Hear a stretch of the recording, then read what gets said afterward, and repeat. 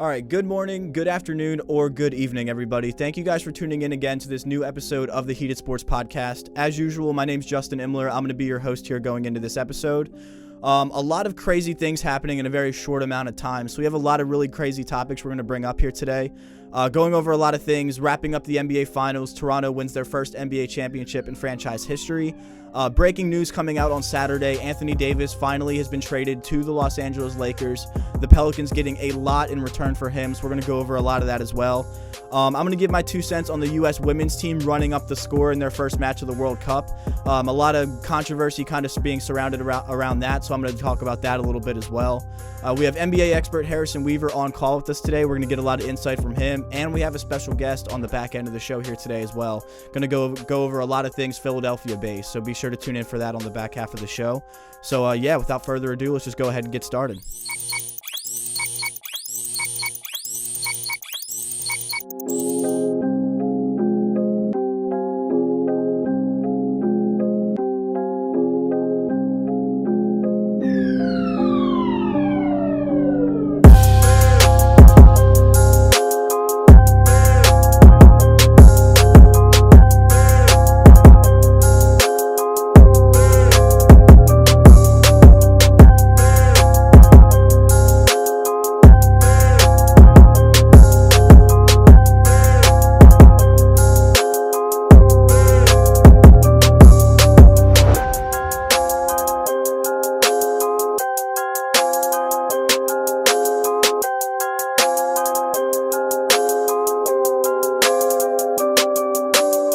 Yeah, guys, so normally I start off the show by kind of addressing some of the previous articles that we had on our Heated Sports website. To be honest, I'm kind of just going to summarize them in general because we've just honestly had a lot of NBA content going out this past week. So just a lot of NBA Finals previews. We had Harrison previewing Game 6 where he actually got a lot of things right. We had Kevin putting out an article aside from NFL, which is for a first for him, but he did really good, giving a lot of input on the future of the Warriors dynasty and if it's actually still alive after taking this big hit in the finals.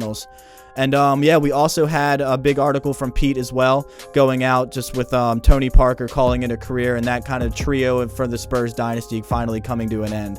So a lot of really good NBA insight here coming out this past week, so make sure you guys go check that out. For this segment here with me, I kind of just want to go over a lot of topics that I have a lot of opinions on. So again, I'm going to kind of address some NBA stuff here first, kind of going over the finals finally coming to an end. Just the riddled, injured Warriors not able to pull it out in Game 6. Raptors take home Game 6 in Oracle, winning their first championship in franchise history. A lot of things that really kind of frustrated me in the media. I've been listening to a lot of sports radio and everything. I try to keep up with a lot of things happening, and really the main topic was not giving the Raptors credit, but just the injuries of the Warriors. Kevin Durant going down. Who's to blame for Kevin Durant playing or getting injured? Is it Kevin Durant? Is it the medical staff? Just a lot of blame going towards just Kevin Durant or the medical staff and just all these other people, but I just don't know why there has to be somebody to blame for what happened to Kevin Durant. Like, this guy is a top-tier NBA player, one of the best in the world, and he's an athlete by all means. He's a dedicated athlete, and if he got the go-to to play, if he felt like he could play, then he's gonna play, and there's really no other way about it. Like, yes, you can blame this person, you can blame this person. Yes, maybe he shouldn't have played, or if you look at it in hindsight that he got injured, he obviously shouldn't have played, but in that moment, there's no reason to blame anybody for what happened, and it's extremely unfortunate. If we're looking at it next season, Kevin Durant's probably not even going to play at all next season, but looking at how it played out, it's an unfortunate situation, but I don't think there's anybody that needs to be blamed for what happened. The other big injury that people are pointing out is obviously Klay Thompson just being kind of injured with the hamstring injury and then ended up tearing his ACL in Game 6. Again, very unfortunate injury to a very top-tier player for the Warriors, but again, injuries happen all throughout sports, especially in the NBA, and they can affect the game in a lot of different ways. It just happened to be in the finals for a very talented team, and it's unfortunate. Yes, it's definitely unfortunate, but I don't think you can take away what the Raptors did this postseason and in this finals series. Kawhi Leonard just completely was on a tear for the entire last month and a half. He definitely was deserving of finals MVP. But this Raptors team around him, they answered the call. Kyle Lowry stepped up in a big way that we haven't seen from him in previous postseasons. You had guys like Marc Gasol on defense playing very good defense. Pascal Siakam finally woke up in the finals. And you just had Fred Van Fleet is the guy that I was trying to pronounce. He's just, ever since he had his kid, like 2 or 3 series ago, he's just been completely lighting it up. Drake's twin has just been absolutely insane, shooting the ball like crazy, and ended up getting a really healthy extension for him that I think Toronto and everybody else is glad to see, because he has a really interesting story coming into the NBA. Not a highly recruited player, not a very talented player coming into the league, but he's made a name for himself, and the city of Toronto is going to remember him forever after this run for sure. So a lot of like low caliber guys stepping up to help Kawhi. Toronto really just made a great run, and they tested the Warriors the entire series, injuries aside. Game 1 and Game 2, when they had everybody but Kevin Durant, like the Warriors probably still should have competed better than they did, and the Raptors took it to them. So I can't stress enough that we shouldn't be blaming the injuries. We shouldn't be blaming the players for Kevin Durant playing. We can't blame all that stuff. Just give credit to the team that won and probably deserved the NBA championship. Another thing I'm going to touch on here that I previewed a little bit, the U.S. women's team winning 13-0 in their opening match of the Women's World Cup. I'm not going to touch on this in too much detail, but that was a big controversy for like the day or two afterwards. But all in all, they were pretty much they were running up the score, obviously. You don't need to win 13-0, but do I have a problem with what they did and that they celebrated every goal? Absolutely not. Just plain and simple. I mean, a lot of people didn't like this. They felt bad for the other team, this, that, and the other. But at the end of the day, these are all like fantastic top tier players in the entire country living out their dream to play in the World Cup for their home country in the United States.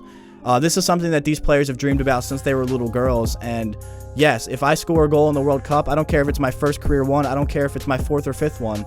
I'm going to be cheering like I'm that little kid that was just playing soccer in the backyard. Like that's something that I'm going to celebrate and I'm going to cherish for the rest of my life. So whether the score is 1-0 or it's 13-0, I really don't think it matters, because you're on the biggest and best stage you could possibly be on for a soccer player.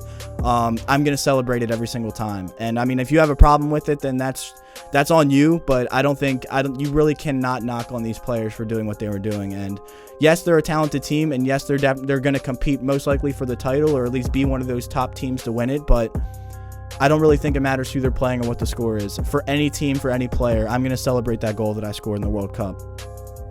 One other thing I want to touch on that I actually thought was pretty interesting. The NFL is actually looking to possibly expand the regular season to 18 games instead of 16.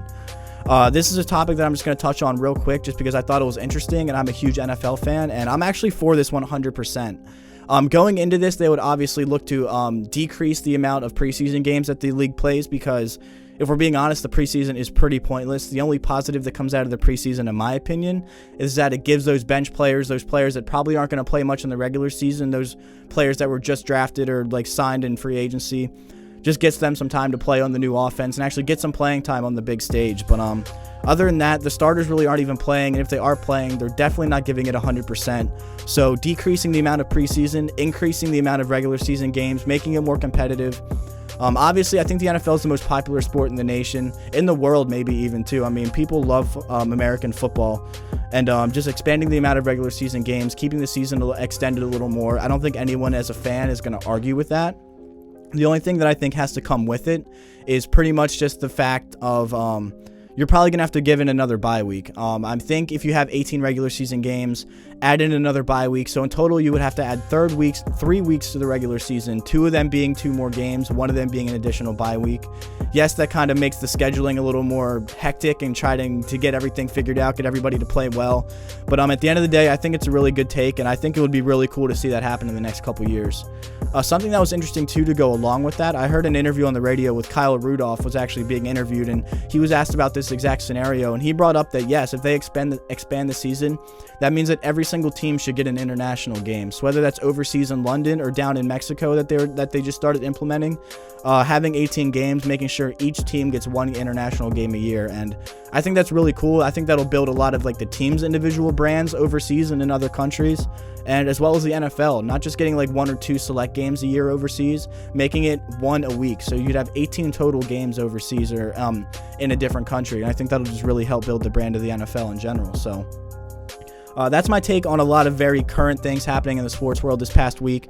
The NFL one, not so current, but something that I heard brought up this past week and I thought was actually really interesting, and I would love to see that happen. So We're going to switch gears again. We're going to get back into some NBA talk. Like I said, we have Harrison Weaver, Heated Sports NBA expert, on call right now. So we're going to take a short break. We're going to get him set up, and we're going to get a lot of his input on basically picking Game 6 correct. He put out a full article doing a lot of predictions and got pretty much everything right. So he pretty much killed it. We're going to get his thoughts on that, as well as the breaking news of the Anthony Davis trade. So we're going to get that on right now, and we'll just get rolling. So we'll be right back.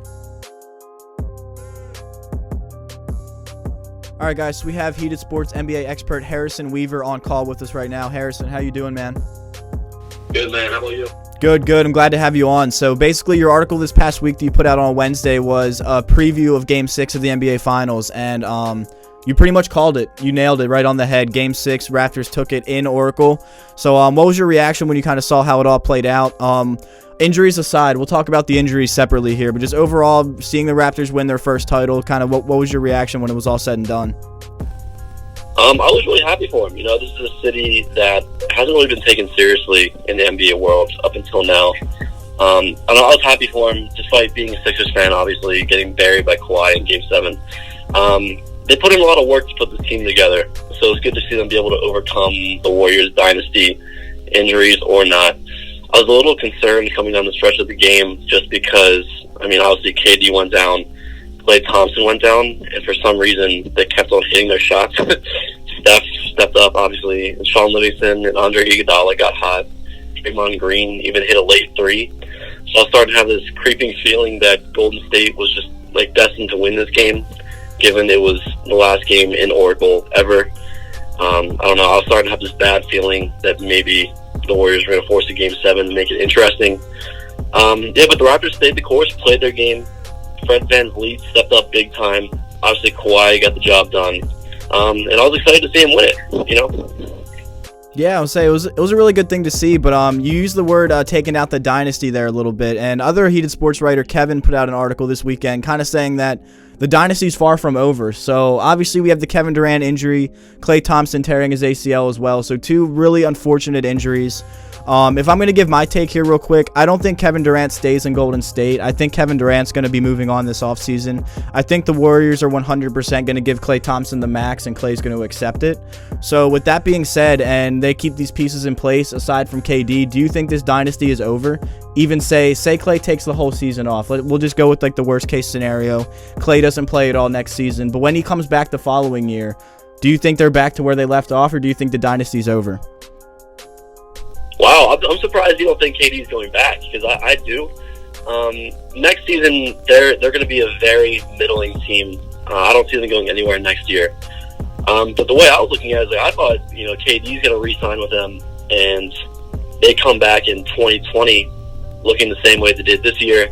But in your scenario, they run it back with KD. Not KD. They run it back with Steph, Klay, and Dre. And I think if that's the team, I think the dynasty is over, because by the time that they come back, Steph, I believe, will be 32 or 33. All those guys will be a year older. Klay will be 30. And there's just a lot of younger teams that are up and coming. And I don't think if they don't bring back KD, I think that's it. I think we're looking at whoever's next. Maybe the Clippers, maybe the Lakers at this point. But the Warriors, I think that core would be a little too old. If KD stays, that's a different story.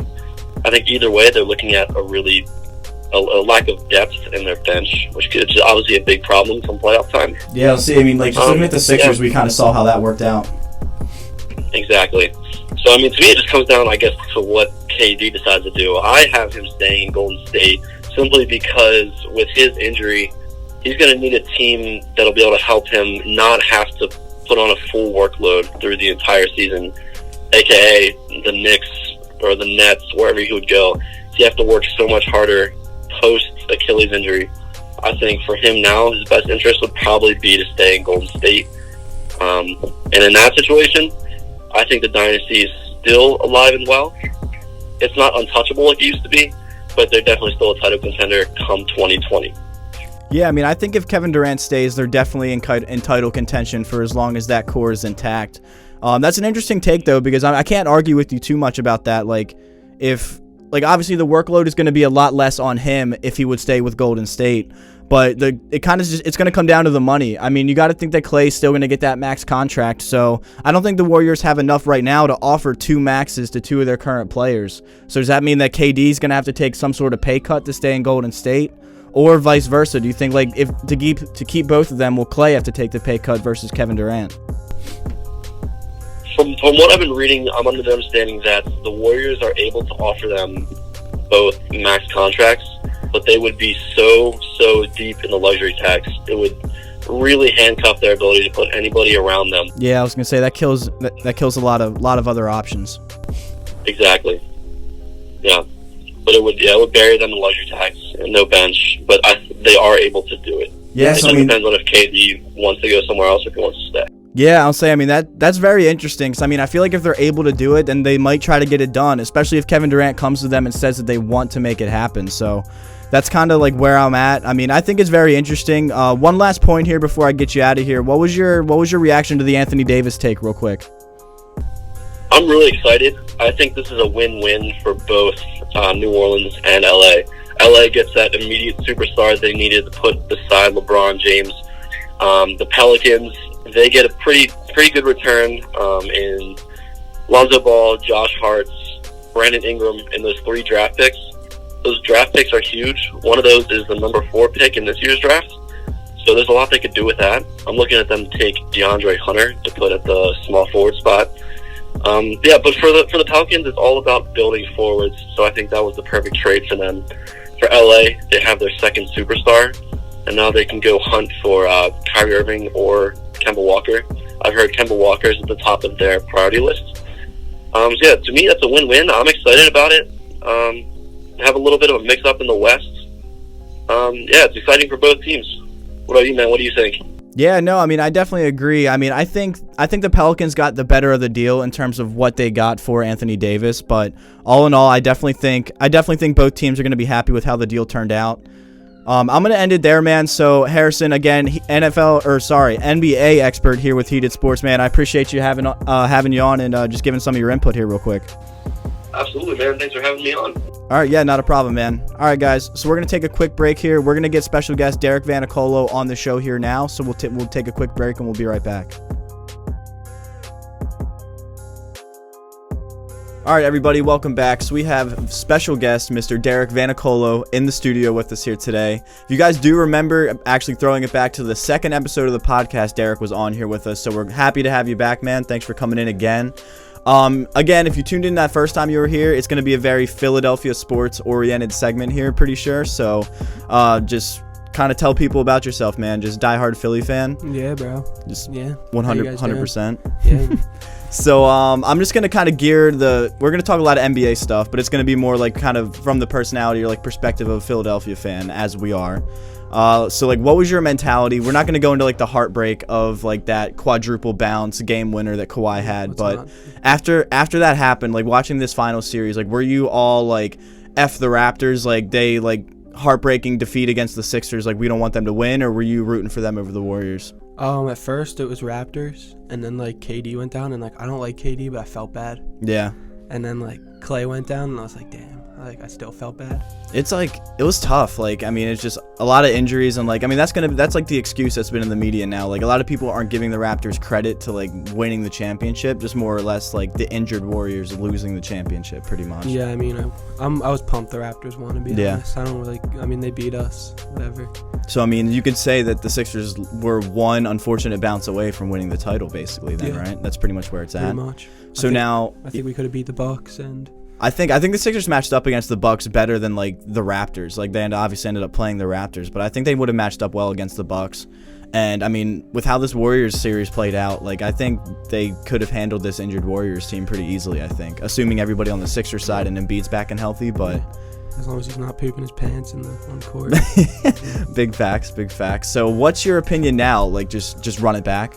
Yeah. Run it back next season. Get Butler back. I don't know if we're gonna get Tobias back, but yeah. So that's the thing. Like a couple key free agents, key guys. Obviously, Jimmy Butler's the big one. Tobias Harris would have to be re-signed as well, and JJ Redick's kind of out there too as a free agent. So out of like those guys, I mean, you already mentioned Jimmy Butler, so you're giving Jimmy the max. He opted out of his player option this year. Yeah, obviously. Which kind of points out to the fact that he's gonna get a max deal, whether that's with Philly, which we're all kind of hoping that he is after how well he played in the postseason last year, but if not somewhere else. I mean, the Lakers, there's been like rumors about the Lakers having some interest there. Hopefully he's going to re-sign with Philly. Opting out of that player option, I think he has like some interest in Philly. I think like that's probably where he's going to stay, which all Philly fans, I think we can all agree that that's going to benefit the team greatly. But if that happens, you kind of have to think that Tobias is out the door then, because I don't think he's a max contract player, but I feel like teams are going to offer him a pretty significant deal that Philly just, even if they wanted to, I don't think they'll be able to afford if they sign Jimmy to a max. I could see Tobias going to the Nets or to Brooklyn. Yeah, or the Mavs. I'll say they have a couple Brooklyn has 2 max slots. I mean, if Kyrie goes there, there's one of them gone, but Brooklyn definitely has cap space, and Dallas is in that conversation too. Are you okay with that? I mean, are you? I mean, I would like him to stay, but not for a max. Mm-hmm. You wouldn't overpay for him. Nah, I feel like we could get like a nice bench instead. Yeah, definitely. Sign 3 players that are solid off the bench instead of keeping one in the starting lineup. Because you could argue that's the one kind of downfall that the Sixers had. I mean, making those deals, getting Jimmy, getting Tobias and Boban in the trade with the Clippers, that took a huge hit on their bench. Don't forget Mike Scott. Mike Scott too. Can't forget about Mike Scott. We gotta re-sign that man. Yeah, bad man. So we gotta re-sign him too, but. I mean, that just takes a hit on the bench. The bench really wasn't what it was before those deals happened last season, but kind of rebuilding that, keeping the core team intact, obviously, keep the trio, keep Jimmy, Embiid, and Ben for a while. What about JJ? I mean, JJ's getting up there in age, but would you want him back? He'll probably stay for cheap, so He said he loves Philly. Yeah. He says he loves Philly. It's the best atmosphere he's played for. I don't know if he'll take a big pay cut. I mean, I think they'll still have to pay him at least a healthy salary, but I don't see him demanding a ridiculous deal where he's walking that type of thing. I mean, he knows he has a chance to win a championship with us, exactly. So. And he's a great shooter. That's what this team needs specifically, especially with Ben. I mean, hopefully Ben can develop some sort of shot, but who knows at this point if that's actually going to happen. So we need shooters around Ben if this team's going to be successful. So either way, I mean, I'm excited for it. This offseason is going to be pretty crazy. I'll say, I mean, there's a lot of big free agents out there. Don't see Philly really landing any of them other than just Jimmy Butler, hopefully re-signing him. And he's overshadowed a little bit. All the hype obviously going around KD and Kyrie and everything, but Jimmy will be a huge land. I mean, it's weird saying landing in Philly again, but if he stays, it's going to be huge. So yeah, I know. So I want to transition here a little bit. So we already talked about earlier in the show a lot of Anthony Davis hype, with that news just completely breaking out of nowhere pretty much yesterday. Well, as we're recording this, it was yesterday, but a few days ago here on Saturday, you had said you had some questions for me, so hit me with it. What do you got? So with the Pelicans losing their center basically and getting all these players like Lonzo, Drew Holiday, they're going to get Zion, Brandon Ingram. They need a center now, and with DeMarcus Cousins being a free agent, going back to New Orleans. What do you think the likeliness is that he goes back? I think he burned his bridges there. I don't think he did it as bad as Anthony Davis did, because clearly that guy just did not want any part of that organization. Even after landing Zion, okay, obviously going to land Zion, he still wanted no part of that franchise. He wanted out 100%, which is surprising, because when the lottery first happened, people were speculating, will this change his mind? This could make him want to stay, blah, blah, blah. But that wasn't the case whatsoever. So, I mean, Anthony Davis burned all of his bridges there. And I think Boogie kind of did the same thing. But also at the same time, he tore his Achilles. He was out for almost a whole year. Yeah, so that's an interesting one. I mean, not really any people have kind of brought that up. A lot of people are thinking that he might re-sign with Golden State just with all the injuries and everything. Yeah. I mean, I'm not going to go into the whole Golden State scenario, but they could do it, assuming that KD doesn't re-sign there, but Klay does. Yeah. But that's honestly interesting because they do definitely need a center. I mean, they have a lot of good shooters around Zion now, but the center is like one big key. But the thing now with today's NBA is that a center isn't a necessity anymore if you look at it. Like, look at a lot of like the successful teams in the NBA right now. Like, yes, like with the Raptors, Marc Gasol was efficient on defense, but he wasn't scoring whatsoever. Like, if you have a center in there, it's mainly for defense now. Yeah. The Warriors haven't really used a like legitimate center at all in their dynasty run. Obviously having Boogie this year, but he wasn't playing crazy minutes or even being that effective when he was playing. Play at all, yeah. But I mean, a healthy Boogie on that team would be pretty ridiculous. I'm not gonna lie. The likelihood of it is probably pretty slim. I just don't think that looks good for him. I mean, I'm sure the organization would love to have that type of player back if they could get him on like a reasonable contract. But I mean, I just don't think Boogie would do that. I think he's already he's in Oakland now. I think he's on like the West Coast. I think he stays there, whether it's there or even LA. A lot of people are pointing at LA a little bit. So like an AD Cousins reunion with the Lakers would be pretty interesting too. But so I would probably look at those two possibilities before I would look at him going back to New Orleans. But that would be pretty wild though, honestly. Yeah, I never even came across my mind. Like, I was just sitting there this morning, I was like, wait, what if he goes back? It could happen. Like, it definitely could for sure. That'd be wild. But like, what was your reaction when you saw that? Like, what do you think? Like, between the two sides, like, do you think the Pelicans like got a steal in everything that they got, or do you think like the Lakers are set now with Anthony Davis and LeBron? I'm seeing a lot of people saying like the Pelicans fleeced the Lakers, and other people are like, well, the Lakers got like a superstar, like, probably like a top 10 player in the NBA. Yeah. So I mean, I think both teams, like, it was an even trade. Like, obviously Anthony Davis wanted out, and the Pelicans definitely got like what he was worth. They got they definitely more. I mean, I think the Pelicans like made out well. Especially with getting Zion now for say the next 10 years. Like that's like they're set with all the like they got the 3 young players who I mean I'm not going to say they're like ridiculously like great, but like they're definitely talented. Like 3 talented young players that could grow and be something like be really all-star caliber player. They're not really in like the spotlight anymore. Yeah, exactly. So LA, I'll say New Orleans is like a very much like lower like market, at least in like as far as the media is concerned. But when Zion gets in there, I'm curious to see how like the media handles like the New Orleans Pelicans, because it's not New York, it's not LA, but we saw how much they were all over Zion at Duke last year. So we'll see if that. I'm curious to see like if that transitions and like for some reason the New Orleans Pelicans becomes like a media spotlight for the NBA. I know. Yeah, but I mean that's like what I'm thinking right now, but. I don't know, man. It's pretty crazy to think about. I'm just excited for the draft here this next week and just kind of seeing where all these other free agents land. But yeah, guys, we're gonna take another short break here, guys. So just stick with us, and we'll be right back. All right, so going back to like the Philadelphia topic here. Some big news in Philly sports away from the NBA. Carson Wentz got signed to that massive extension, huge guaranteed money. So as a Philly fan, obviously I am not. So I gave kind of like just my overall opinion of it. But from like a diehard Philly fan, like what was your reaction? And like even like a week or so later now, like are you happy with that deal and like happy that Wentz is basically secured for? Yeah, we got him for the next 6 years. Yeah, pumped. Can't wait. Now, like my only thing, and like this is like everybody's only thing, is like no one's ever gonna knock like how talented Wentz was. Like Injuries, when he was, it's the injury stuff. So I mean, is that like in the back of your mind at all? Like I don't think. I mean, I'll speak for you a little bit. I don't think like you regret like you would have like you chose Wentz over Foles. Like you're not like worrying about that at all or anything. No. But like, is that like in the back of your mind, or like are you worried that like they overspent for like an injury-prone Carson Wentz, or like do you think that's like they had to do that to get it done? I mean, it's in the back of my mind. I mean, they did the extension 2 years before his deal was up. So, I mean, it's pretty early, but he's not going to get injured every year, you know?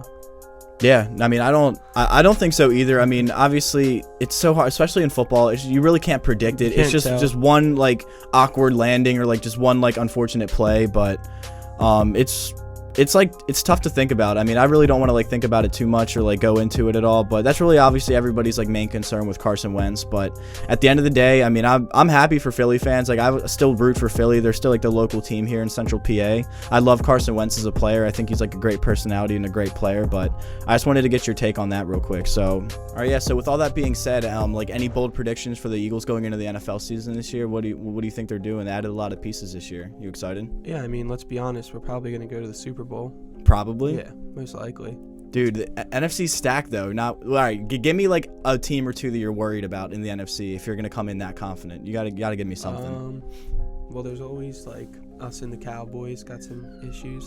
Yeah. Like a little bit of beef, you know. Yeah, but I'm not really that worried about them. No one else in the NFC East I'm worried about at all. Giants will probably lose every game this year. Straight 0-16. Redskins will come close to losing every game this year. Yeah, no, I wouldn't be worried about either of them. The Giants don't even know what they're doing at quarterback right now, and I mean, either option's not going to win them more than like 4 or 5 games, I don't think. Yeah. The Redskins are obviously in full rebuild, getting Dwayne Haskins and everything.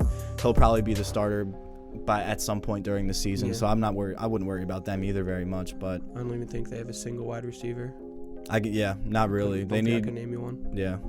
Jordan Reed. That's probably their best receiver, and that's their tight end. Yeah. So, I mean, it's interesting. I mean, the NFC East is definitely a two-man's race right now, it's at least going into, like, this coming year.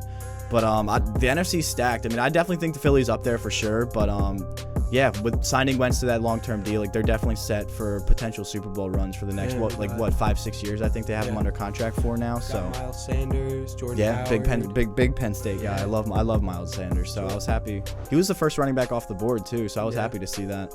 Jordan Howard, and then you got Deshaun Jackson, Alshon Jeffrey, Zach Ertz, Nelson Aguilar. Like, stacked offense. Defensive line is still crazy. I think the secondary is like the only thing like with some concern, but when the D line is that stacked, your offense can put up points. Like, that's not anything that's going to hold them back come like playoff time or anything like that. But yeah, man. I mean, push comes to shove, I think Philly's in the conversation for a while. Philly fans overall, I think, have a lot to be excited about. The Sixers aren't going anywhere, assuming Jimmy stays. So, I mean, that trio is going to stay. The East is wide open, especially if Kawhi ends up leaving. So I'm anxious to see where that goes, because if Kawhi leaves and goes most likely to the Clippers, then he's out of the East, and then the East is just blown up. So you got Sixers, Bucks are probably the main two in that conversation. Celtics might be in there too, but a lot to be excited about for Philly fans. Didn't really talk any Phillies right now, but we have a lot of time left to go over baseball. Phillies are concerning me a little bit right now. The bullpen is looking absolutely terrible, but we're not going to get into that on this episode. But man, I appreciate you coming on. We really appreciate having you. Appreciate it, man. A lot of good conversations talking Philly sports with you, so it's always a good time, man. Yeah, we'd love to be back. Of course. So, guys, we're going to wrap it up there. Thank you, Derek, again, for coming on the show. Thanks for tuning into this episode of the podcast, guys. You guys know the drill. We have articles going out every single week on our website, so that's www.heated-sports.com, so make sure you check those out. Also, social media. We've been trying to push our social media a lot lately, so we have Twitter and Instagram and Facebook now as well, at @HeatedSports_ for Twitter and Instagram, and Heated Sports Official on Facebook. So make sure you check that out. Recommend it to your friends and family. We really appreciate it. Drop a like on the video, and we'll see you next time. Have a good week. Have a good week, guys. We'll see you later.